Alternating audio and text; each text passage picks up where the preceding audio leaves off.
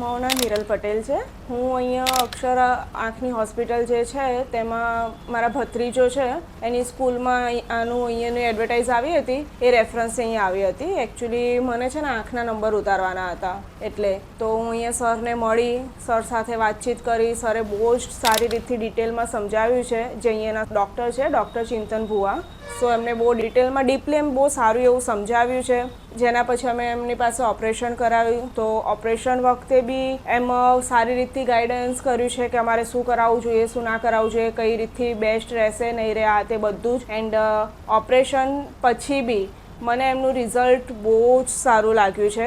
Because normally કેવું કે doctor લોકો પૂછતા નથી પેશન્ટને ઓપરેશન પછી કે તમને કેવું છે આ તે. જ્યારે ચિંતન સર પર્સનલી સેકન્ડ ડે તમને સામેથી એમના અને એમના અસિસ્ટન્ટના ફોન આવે છે અને પૂછે છે કે તમને કેવું છે આંખમાં, તમને કોઈ તકલીફ આ તે.